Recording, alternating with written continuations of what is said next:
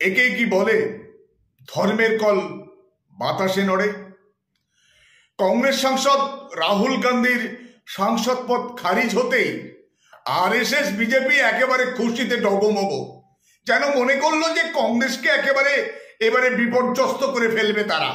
24-এ আর বুঝি কংগ্রেস ঘুরে দাঁড়াতে পারবে না। না, সে ঘুরে বালি। অন্তত পক্ষে একটি সর্বভারতীয় সমীক্ষায় সেরকমই এক চিত্র ফুটে উঠেছে। আগামী 10ই মে দক্ষিণের রাজ্য কর্ণাটকে বিধানসভা নির্বাচন হতে চলেছে। সেই নির্বাচনে ওই সমীক্ষায়, সর্বভারতীয় সমীক্ষায় দেখানো হয়েছে কংগ্রেস বিপুল সংখ্যাগরিষ্ঠতা নিয়ে আগামী বিধানসভা নির্বাচনের মাধ্যমে কর্ণাটকে ক্ষমতা দখল করতে চলেছে।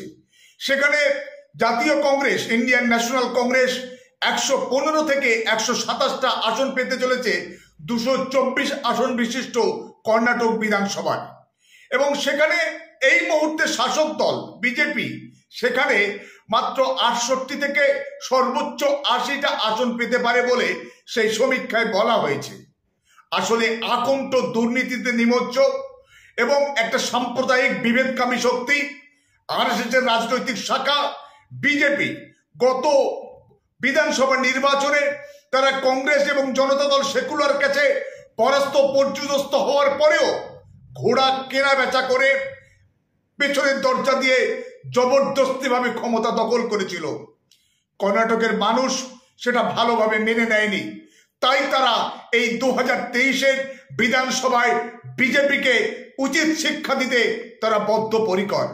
সমীক্ষায় বলা হচ্ছে যে কংগ্রেস 100% ভোটের মধ্যে প্রায় 44% ভোট পেয়ে তারা সংখ্যাগরিষ্ঠতা লাভ করতে চলেছে। অন্যদিকে বিজেপি মাত্র 37% পর্যন্ত ভোট পেতে পারে বলে বলা হচ্ছে। এবং আজকের কর্ণাটকে কান পাতলেই শোনা যায় যে বিজেপির যিনি মুখ্যমন্ত্রী বাসবরাজ বোম্মাই, তিনি হচ্ছে 40% কমিশন মুখ্যমন্ত্রী। অর্থাৎ যা কিছু হবে 40% কমিশন নাকি তাকে পেতে হবে বা তাকে দিতে হবে। এই অবস্থায় কর্ণাটকের বিধানসভা নির্বাচন এবং আজকের বিজেপি এবং আরএসএসের পক্ষে এক বড় থাপ্পড়।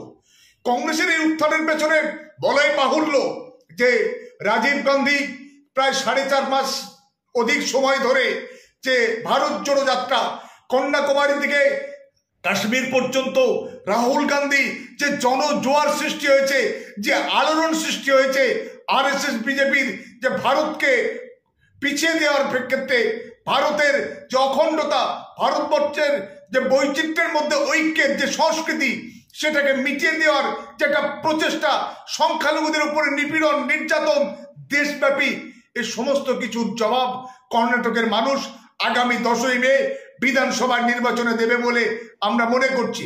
এবং এর 2024-এ লোকসভার আগে এটা একটা বড় থাপ্পড় বিজেপি আরএসএস এর গালে। এবং আশা করি 2024-এর আগে রাজস্থানে এবং মধ্যপ্রদেশেও বিধানসভা নির্বাচন হবে, সেখানেও বিজেপি থাপ্পড় খাবে এবং কংগ্রেস সেখানে আবার ক্ষমতায় আসবে বলে আমাদের বিশ্বাস। মধ্যপ্রদেশেও গতবারে কংগ্রেস বিজয়ী হয়েছিল, কিন্তু মধ্যপ্রদেশে পেছনের দরজা দিয়ে ক্ষমতা দখল করেছিল বিজেপি।